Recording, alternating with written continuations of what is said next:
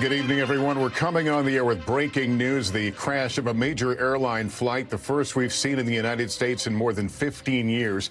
Here's where things stand right now. The FAA has confirmed that an American Airlines regional jet carrying 60 passengers and 4 crew members collided with a U.S. Army Black Hawk helicopter. The aircraft crashing into the Potomac River. The flight was en route from Wichita, Kansas to Reagan National Airport in Washington when the accident happened just after 9 p.m. Eastern Time. An Army official says preliminary indications are that there were 3 people on board the Black Hawk, the chopper that the jet collided with. Emergency officials say they are coordinating a search and rescue operation in the river. We do not know yet information about casualties. President Trump has also been briefed about what happened. I want to go to Peter Alexander right now. He is on the scene along the river where the search is underway. Peter, have they located or pinpointed the area of where these aircraft went down?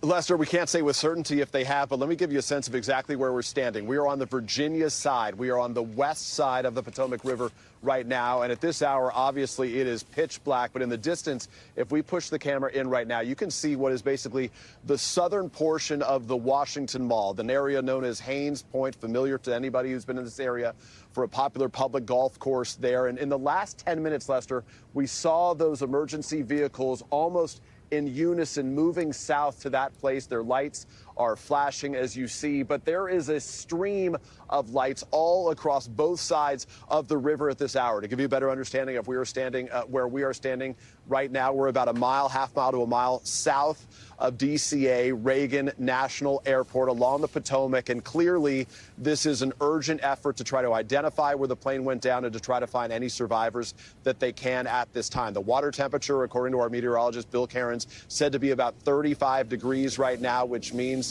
hypothermia sets in perhaps 30 minutes or a little bit longer, which gives, if this took place about an hour, 2 hours ago, a very short window for an effort to try to save anybody here. I got to tell you, Lester, this is a very complex airspace. It's the intersection of the planes that are landing at DCA and also the very protected airspace that is around the Washington Mall, the nation's capital, and the White House as well. We have now heard from President Trump, who I'm told has been briefed as part of this effort. He says, "I've been fully briefed on the terrible accident which just took place at Reagan National Airport. May God bless their souls. Thank you for the incredible work being done by our first responders. I am monitoring the situation and will provide more details as they arise." We are also hearing from both the Republican governor of the state of Virginia, the Democratic governor, Wes Moore, of the state of Maryland. They say that they have their state police departments actively involved right now, including from the Maryland side. We are told they are deploying divers to go into the water here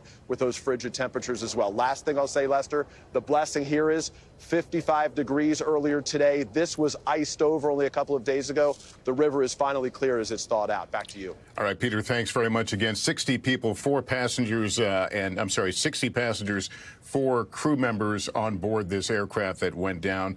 I want to go to Tom Costello, our aviation correspondent. Very busy airspace there. Explain who gets the right-of-way, if you will, in this area. Well, Peter made the point. Not only do you have incredible air traffic there going into and out of Reagan Airport, and even though Reagan Airport is not the busiest airport in the country, it has the busiest runway in the country, runway 1. That tells you how much air traffic comes in and out. Now, this plane was coming in to land on the shorter runway. It's a regional jet coming in to land on runway 33 from the south, banking a little bit, left bank over the river, and then landing on runway 33.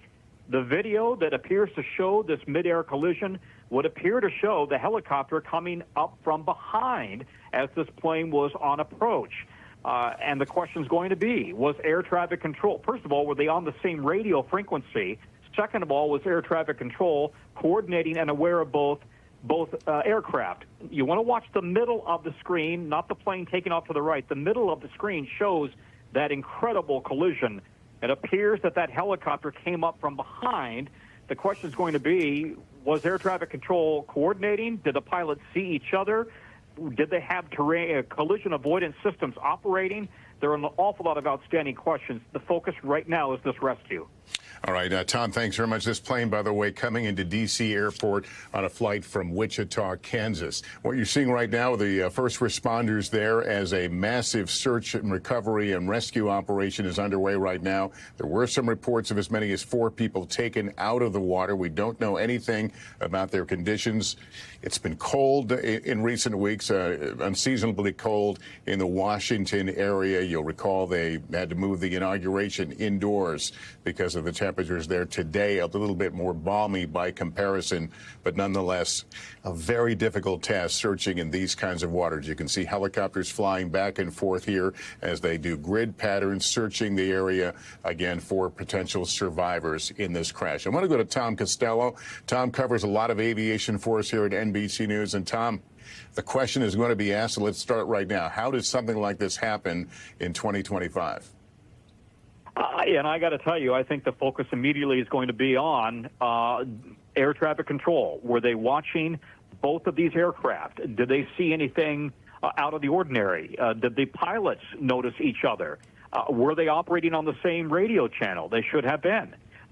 There's an awful lot here that we still don't have the details on, and that they're going to be trying to get more details going forward. I will tell you that this is very busy airspace. It's not as busy as New York in that you don't have so many commercial aircraft coming in and out, but you've got an awful lot of military helicopters going in and out of that air base right across the river. The Joint Base Anacostia. They run an awful lot of Marine One for the president and other diplomatic missions in and out of that Marine base right across the river. You've got Coast Guard operations, and then, of course, you've got the civil aviation, the commercial aviation. And planes are not allowed to fly over Washington, D.C. That really creates this tunnel effect, I should say, channeling air traffic in a very close corridor into Reagan Airport. You're either going to come in on runway 1 or runway 33. And runway 1 is, in fact, the busiest airport in America. You talked about the river water and how cold it's been here. 35 degrees is the temperature in that water, and it's now roughly 2 hours and 20 minutes since this crash. And so there is great concern about the survivability of those passengers that are in the water. Our local affiliate, WRC, reporting that their law enforcement and emergency sources are reporting that the plane broke into 2 pieces. It's in roughly 7 feet of water. Divers are in the water as well. That the helicopter itself is upside down in the water. It's very unstable, and divers are unable to get into that chopper. That chopper, we're told, came actually from Fort Belvoir, which is an Army base about 20 minutes or so drive south of Reagan National Airport, maybe a little bit further, but it's to the south, underscoring all of the military air operations in and around D.C. on a typical day. And so to have this happen at night when things are starting to wind down at Reagan National, in the evenings at Reagan National Airport, it can be a ghost airport with just the last few planes coming in or coming out. And it would appear this is one of the last few planes of the day coming into land at Reagan Airport when this tragedy happened.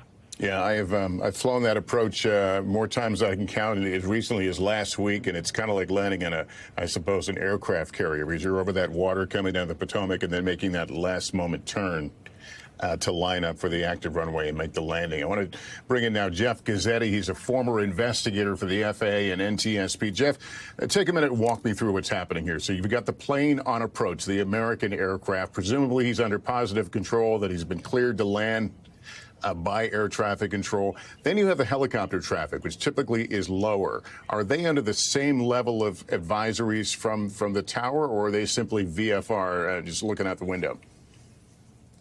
That's a good question, Lester. The helicopters, Tom Costello is right. There's several, all kinds of Coast Guard helicopters, Army helicopters, even air medical helicopters flying along the D.C. side of the Potomac River on a corridor. It's a route that they fly. And I'm not sure whether they need to be in communication with National Ronald Reagan Control Tower. Perhaps they do. Perhaps they should just monitor it. But they're supposed to stay in their little lane. Meanwhile, you have this American Airlines regional jet coming into land. It appears to be it's landing on runway 33, which is not the long runway, which is 119. It's a little bit askew. It's a shorter runway and shorter jets come in there. And, National Airport tries to get the best controllers to work a busy airport. And yeah, this is the video that you can see here. That's shot from the vantage point is from the Lincoln Memorial. And you can see one airplane taking off from runway 1 heading towards the camera. And then the airplane in the background is landing. And that's when you see this helicopter transiting. There it is, transiting from left to right as that airplane is descending to land on runway 33. Presume it would have been cleared to land, the airliner, but I'm not quite sure what responsibility the helicopter would have had with regards to communications. There's certainly written agreements between the Army and the FAA, but the investigation will have to get at that. And I want to ask you about technology designed to avoid this sort of thing. In my early aviation reporting days in Chicago, I remember when TCAS came around, a traffic control and avoidance system that alerts aircraft to other planes near them, even tells them which way to fly or climb or descend, depending on where the potential threat is. My understanding is that's not as effective right there in the immediate airport vicinity because of the volume of airplanes and movement. That's correct. So TCAS, Traffic Collision Alerting System, has software and algorithms. And when you're getting close to the ground and there's all kinds of other airplanes that are landing close to the ground next to you, you're not going to get a lot of those nuisance warnings because you're so close to the airport that at that point. However, as you're on approach, you should be able to see a target on your TCAS display or ADSB display, and the helicopter could perhaps see the target also, but we just don't know what they were presenting at the time to both the cockpits when this collision occurred. And again, that technology will be looked at by the investigation because that's stored memory, and hopefully it survived. We know that commercial aircraft carry flight recorders, flight data reporters, also audio recorders for what's happening in the cockpit. Do we know if military helicopters would carry similar gear? Yes, they do. They have flight recorders. Some of them are even more sophisticated than airliners. Some are deployable. When it impacts the water, it'll deploy so that the recorder will be safely moved away from the wreckage and locator beacons turn on. But yes, they have cockpit voice recorders and they have flight data recorders. They also have they have maintenance monitoring recorders also. So the NTSB is going to have to work closely with the U.S. Army to determine what recorders were on board that helicopter, and as well as the black boxes from the airliner. Jeff, it's great to have you with us. If you can stand by, I would appreciate it. I want to bring in Adam Tuss. He's a transportation reporter for our NBC station in Washington, WRC. He joins me on the phone. Can you describe the scene at National Airport right now? As Tom Costello mentioned earlier, it's the time of night where, you have the last flight out of town, not a busy place at night, but presumably there were family members, friends, perhaps, greeting this airplane. What more can you tell us? Yeah, Lester, I can tell you in the 20 years that I've covered transportation here in the D.C. area, I have never seen this amount of response at Reagan National Airport. There are dozens and dozens of emergency vehicles lined up on both sides of the Potomac River.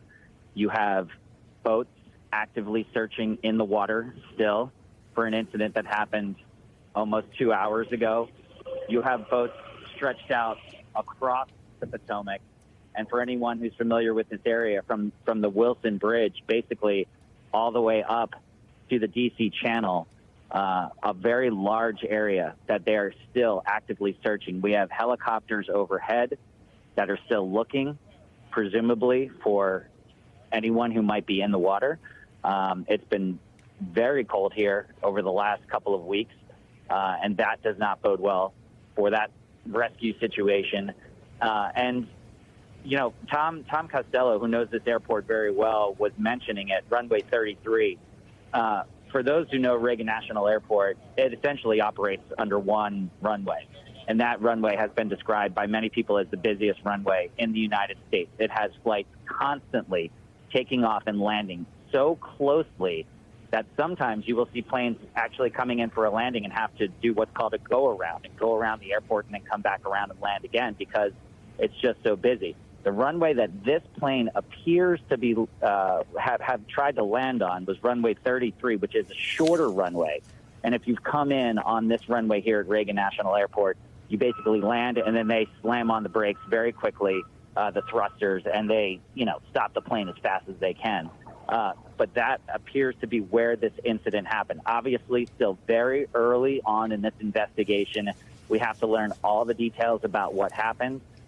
But this collision did happen right here outside, immediately outside of the airport as this airplane was coming in here. And still, at this point in time, dozens and dozens of emergency personnel. I couldn't even get into the airport. I had to park my car and run up here to the airport because they have the entire airport blocked off right now from anyone who's trying to come in here. We are going to go see if we can find any family members or anyone who is waiting.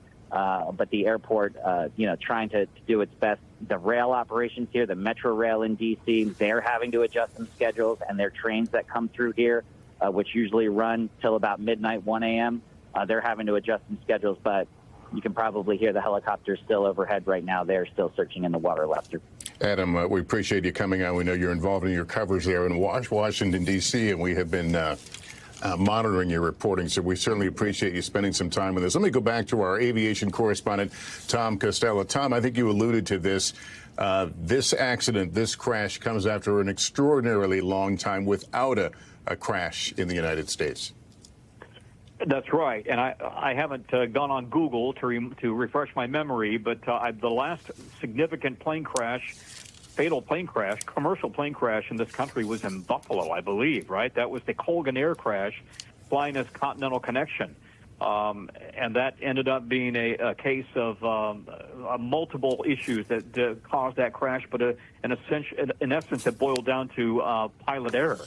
Let me just tell you that as you're looking now at the boats on the water, the D.C. Fire Rescue Department has put out a call for all civilian boats that could respond to respond. And there was also, you saw tour-type boats that responded. When you got tourists here in D.C., they often go out on the water and have a nice evening or a dinner, obviously not so much in the winter, but we're told that some of those boats were also responding. And this is a city, as you would expect, there you go, that's a shot right there, one of those tour-type boats out on the water. This is a city that is all about mutual assist, mutual aid, with D.C. Fire routinely relying on Arlington across the river and Alexandria and Montgomery County, Maryland, and Prince George's County, Maryland. And they can all operate on the same radio frequency. They have really, really come together since 9/11 to create a unified structure in a mass response when there's a major incident like this. Of course, they built that structure in response to terrorism, but they are clearly deploying it now with assets from all around the greater, we call it the DMV, the District, Maryland, and Virginia area here. It is a massive response, but as we are now 2.5 hours into this incident, Lester, there is great concern that anybody could survive in the water that's 35 degrees. At last report, I had heard that they believe that plane was in about 7 feet of water and that it had broken apart into 2 pieces and divers were in the water. And the chopper itself was believed to be upside down in the water as well. Yeah, dangerous and certainly grim duty. Tom, thank you. I'll obviously ask you to continue with us. So I want to bring in NBC News Pentagon correspondent Courtney Kube. Courtney, what have we learned about the helicopter, the military helicopter? So we know a little bit more about it at this point, Lester. It's a U.S. Army UH-60. That's a Black Hawk helicopter. It's a very common type of helicopter that the U.S. Army flies. It flew out of Fort Belvoir. this evening. Now, that is southwest of National Airport. This is a congested area for U.S. military aircraft. We've been hearing from Tom and other people about what a congested area, air traffic area this is, but there are a lot of U.S. military aircraft that also move through this area. Now, this helicopter, we are told, according to defense officials, was involved in a routine training flight. There was nothing outside the ordinary here. But beyond that, we don't know a lot more about it. There were reported, these are still preliminary at this point, but reportedly 3 individuals on board. They are believed to all be U.S. military. Given that this was a Black Hawk, that would make sense. They tend to have, they have to have a minimum of 3 people on board. A pilot, a co-pilot, and then essentially an observer. So if in fact there were 3 people, that would indicate they were not transporting passengers. That's a common mission for a Black Hawk helicopter like this. But beyond that, we don't know exactly what was happening. Now, this, again, as we've been hearing from Tom and others, this is a very restrictive airspace, and that includes for U.S. military aircraft movement. They have very specific areas and routes that they are allowed to fly. It has to be, of course, pre-planned missions, whatever they are doing. So seeing a collision like this with a U.S. military aircraft, this is extremely uncommon in this area. Again, we are still trying to figure out exactly what this routine training mission was, why they were so close to the airport at the time. But I can say, in addition to Fort Belvoir, where they flew out of, there are 2 other major military installations right there next to National Airport. There's Fort Myer, which is sort of co-located with Arlington National Cemetery. It's right there along with the Pentagon. And then just on the other side of the Potomac, Lester, is Bolling Air Force Base. So there are a lot of military installations right in this congested area. We're still trying to figure out exactly what this helicopter may have been doing. But again, at this point, we believe there were 3 individuals on board, and we do not have any indication of their condition at this point. Courtney, thank you for that update as we look at the mass of police and fire lights there, the staging areas for this search and rescue operation. As we've heard, they apparently identified the area where the chopper and the aircraft went in, and now trying to effect rescue. It is cold, obviously dark. It's the middle of the night on the East Coast. 7:15 a.m. is sunset, when they'll first get the first light of the day to be able to hopefully effect this search. But this is grim and, as I said, dangerous work. We continue to follow it from this end. Thanks for watching. Stay updated about breaking news and top stories on the NBC News app, or follow us on social media.